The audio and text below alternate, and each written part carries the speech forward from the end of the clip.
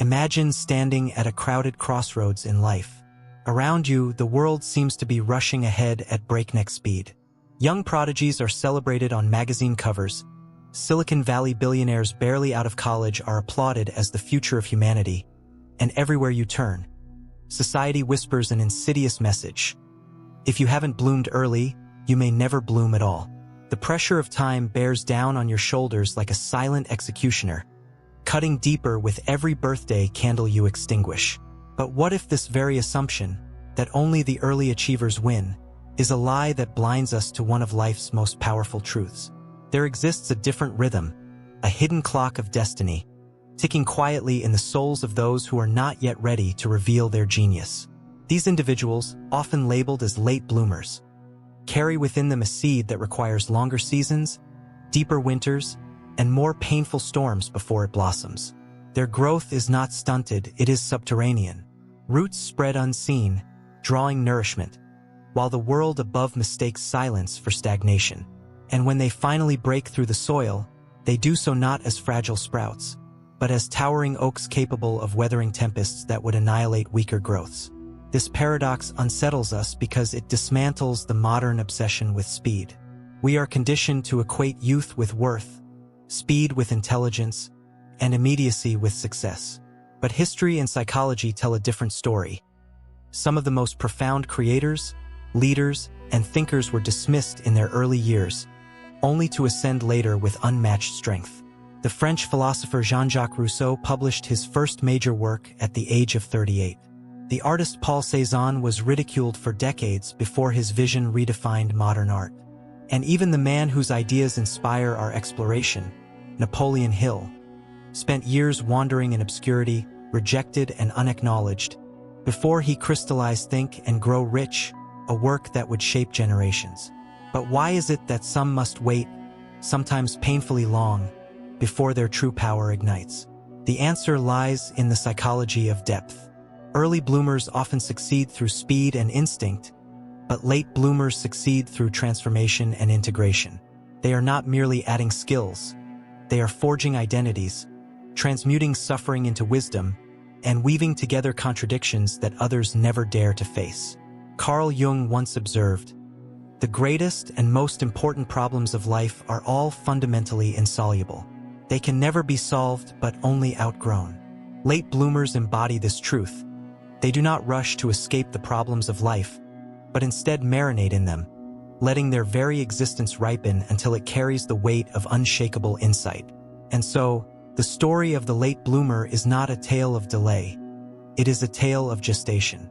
The so-called lost years are not wasted, but necessary crucibles. They are the secret preparation grounds where invisible battles are fought, where the psyche builds muscles of resilience, where the soul forges an authentic compass.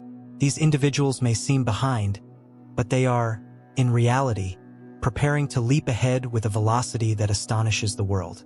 To understand why late bloomers secretly win in the end, we must first confront the tyranny of false timelines, the cultural hypnosis that equates speed with destiny. For once you dismantle this illusion, you open the door to a new understanding of human growth, that the slow, unfurling flower may, in the end, cast a fragrance more enduring than the one that bloomed overnight. We live in a civilization intoxicated with velocity. The faster a person achieves something, the more their story is exalted as proof of brilliance. News headlines trumpet the feats of teenagers coding multimillion-dollar apps, influencers who rise to fame before they can legally drink, or athletes who dominate before their bodies have even reached full maturity. Success, it seems, is not only measured in wealth or achievement, but in the swiftness with which it is attained. To arrive late is to be invisible, and to bloom slowly is to be accused of failure. This obsession with speed is not accidental. It is a cultural hypnosis, born from the industrial age and amplified in the digital one. Factories taught us to value efficiency. Machines showed us that faster production meant greater profit. The internet accelerated this further, collapsing time and space into a single instant. We now scroll through thousands of lives in seconds, each carefully curated to display success as something immediate, permanent, and effortless. In such a world, patience feels like a weakness and delay feels like death. But here lies the paradox. The very pace that seems to create achievement often strips it of depth. Like fruit forced to ripen in artificial light, early success can be seductive but fragile, lacking the flavor of hard-earned wisdom. Many who peak too quickly find themselves trapped in an identity that cannot sustain them. Their fame becomes a prison, their early victory a weight. What appears to be a head start can become a hidden curse. Late bloomers, on the other hand, defy this tyranny. They operate on a different calendar, one attuned not to the artificial metrics of society, but to the deeper laws of psychological and spiritual development. They may appear to lag behind, but what they are actually doing is resisting premature definition. Their slowness is not inertia, it is protection. It is a refusal to be reduced to a single dimension before the full spectrum of their being has ripened. Consider Friedrich Nietzsche's insight. He who has a why to live can bear almost any how. Early achievers often pursue the how, the techniques, the shortcuts, the quick paths to applause. Late bloomers, however, are searching for the why. Their delay is the long, often agonizing journey of aligning life with meaning. And when they finally emerge, they bring with them not only success, but significance. The danger of our cultural obsession with speed is that it blinds us to this deeper form of victory. We forget that many of history's greatest minds bloomed late. Charles Darwin was 50 when On the Origin of Species reshaped science. Susan Boyle was 48 when her voice stunned the world. Even Vincent van Gogh, who spent much of his life in obscurity, painted his most enduring works in the final years before his death. Their power was not in how fast they arrived, but in how completely they embodied what they had become. Thus, to see the late bloomer as behind is to misunderstand human development itself. Growth is not linear. It is seasonal. Some seeds require more winters underground before they are ready to rise. And in that slowness lies a secret strength. The ability to withstand storms, to hold fast when the winds of life shift, and to shine with a light that cannot be extinguished by time. As we peel back the illusion of speed, we begin to glimpse a deeper truth. Life is not a race to the finish, but a ripening toward destiny. And this ripening, often slow, often unseen, is what allows late bloomers not only to survive the pressures of existence, but to transcend them. To bloom late is not to live an easy life. Behind the romantic narrative of patience and hidden growth lies a battlefield that few outsiders can see. Late bloomers walk through years, sometimes decades, of invisibility, rejection, and doubt. They watch others ascend ladders they themselves cannot even find, and the silence of their own unrealized potential gnaws at their spirit. It is in this crucible of waiting that their true character is forged. The pain of delay is sharp and intimate. Each missed opportunity feels like confirmation of inadequacy. Each birthday brings not only candles but questions. Why haven't I arrived yet? Why am I still in the shadows? These questions cut deeper than mere ambition. They strike at identity, at the very sense of worth. To bloom late is often to live in exile, to feel alien to the rhythm of the world around you.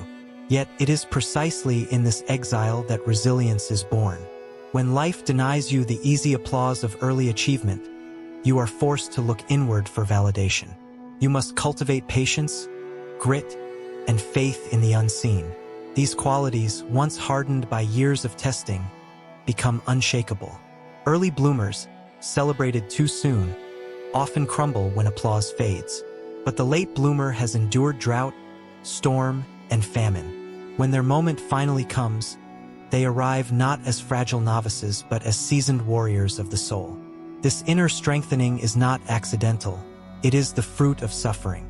Arthur Schopenhauer once remarked, "Genuine achievements of lasting value are only possible when built upon the anvil of suffering." For the late bloomer, suffering is not merely an obstacle but the very forge that shapes authenticity. Rejection teaches them humility. Failure instills wisdom.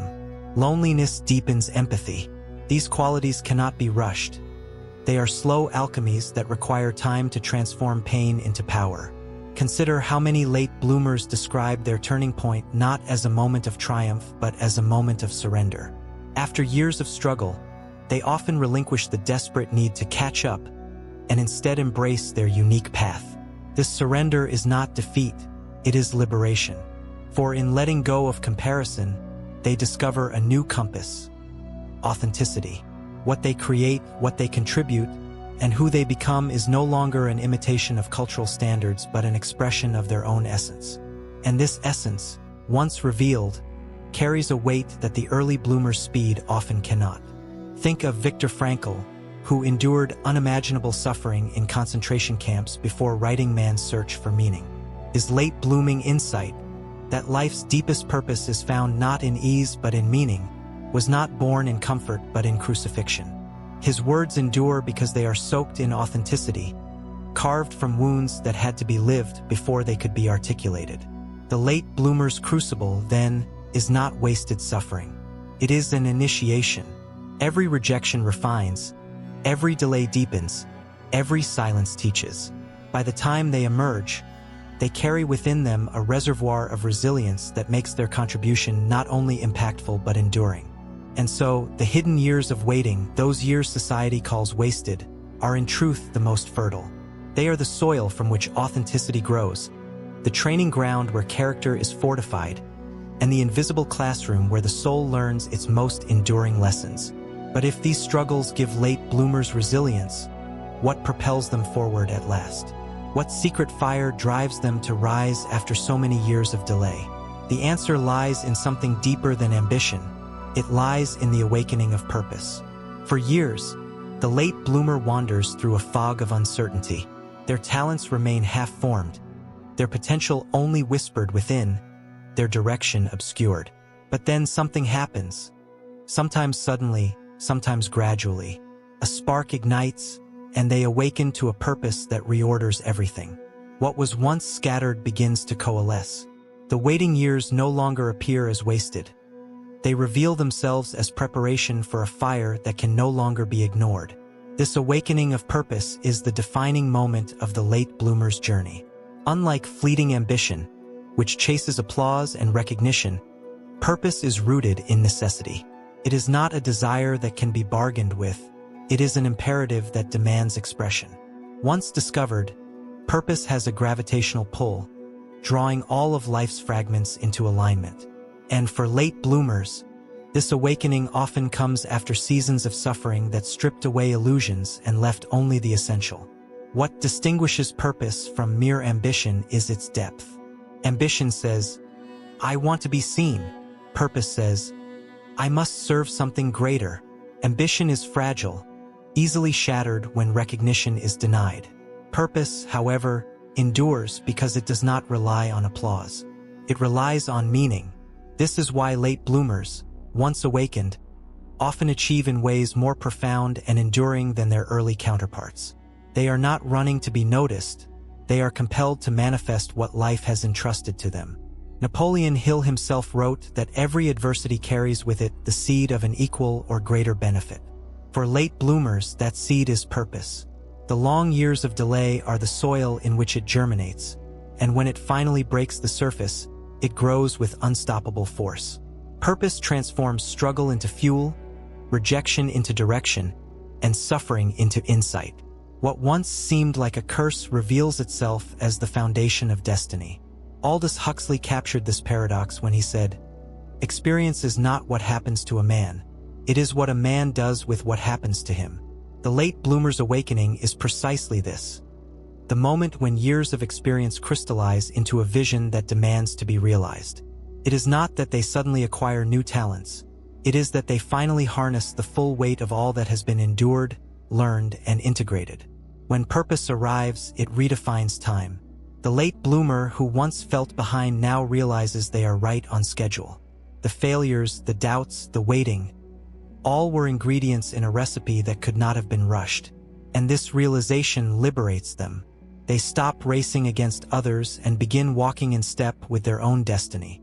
Consider how many late bloomers describe their breakthroughs as inevitabilities, not achievements. Maya Angelou published her first major work at 41, but her words carried the resonance of a lifetime lived. Colonel Harlan Sanders, rejected thousands of times, only succeeded with his recipe in his 60s, but it was the persistence, not the chicken, that made him immortal. These individuals were not simply lucky late arrivals. They were people who had discovered a purpose so compelling that it carried them through rejection into triumph. Thus, the awakening of purpose is the late bloomer's turning point. It transforms delay into destiny, exile into mission, and invisibility into impact. They are no longer at the mercy of society's timelines because they have found a timeline deeper than society itself, the timetable of the soul. And yet, discovering purpose is not the final step. To fulfill it, late bloomers must wield their greatest asset, the very maturity and depth forged in waiting.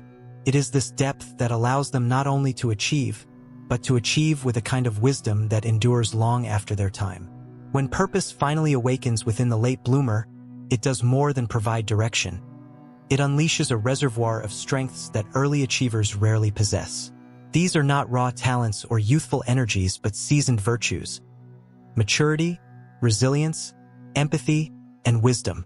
Like wine that deepens in flavor with age, late bloomers carry a richness born of time itself.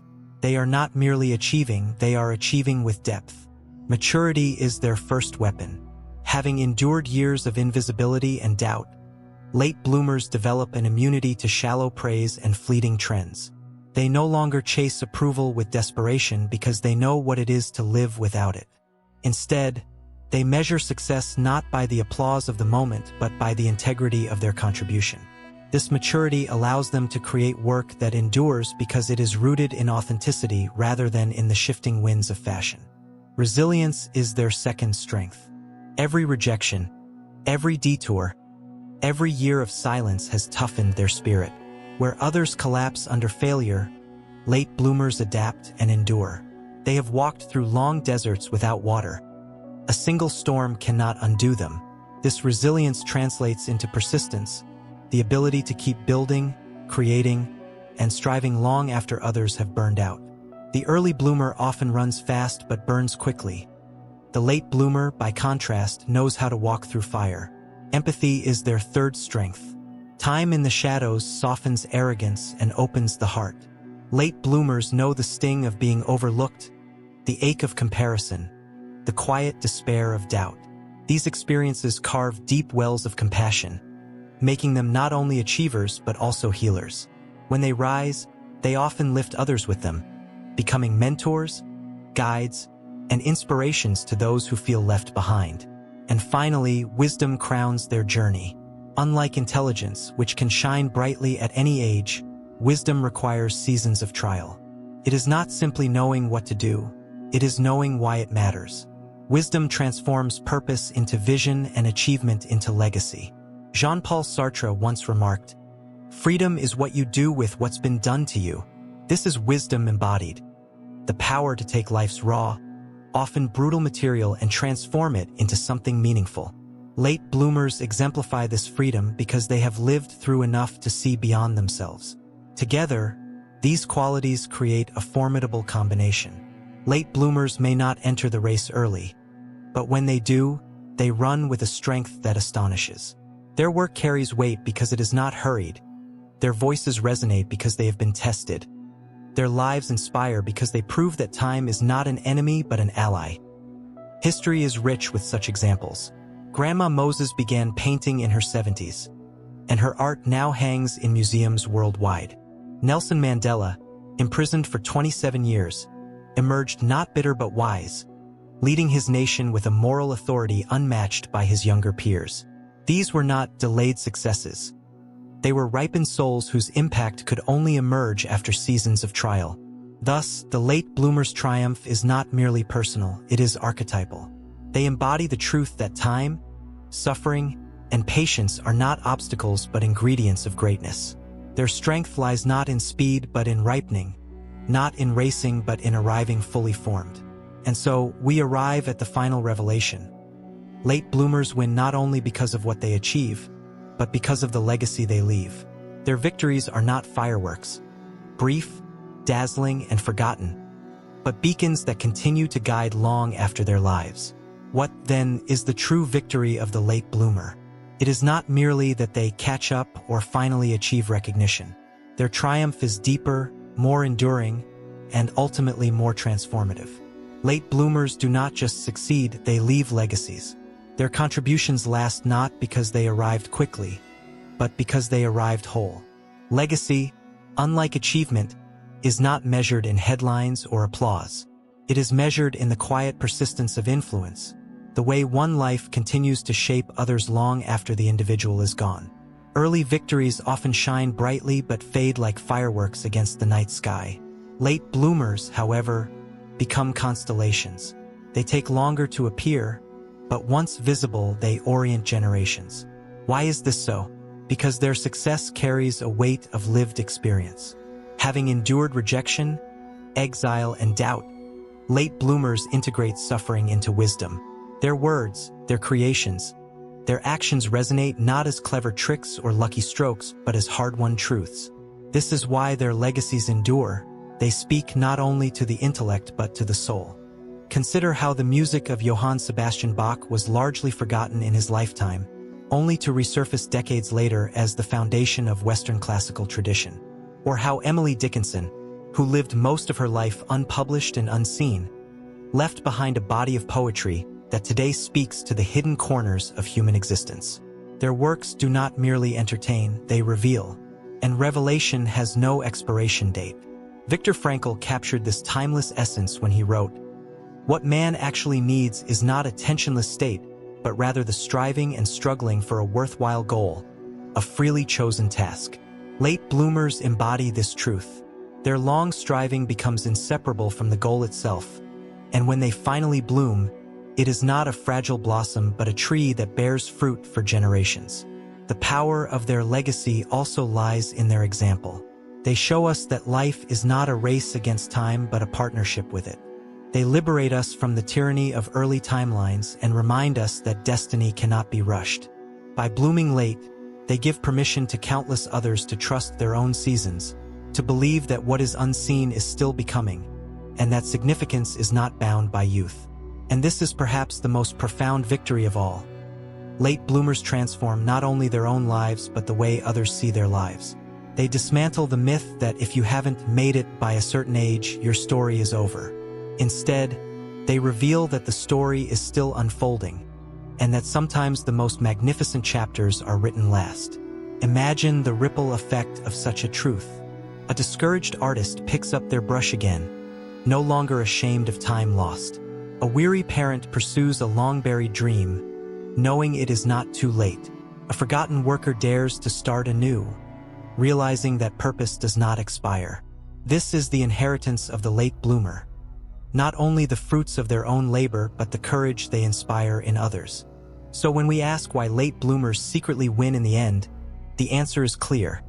Because their victories endure, their wisdom nourishes, and their legacies illuminate paths for others to walk. They remind us that the slow, unfurling flower often carries the sweetest fragrance, and that destiny, unlike society, is never in a hurry.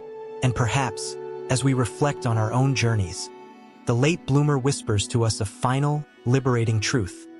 You are not late, you are right on time.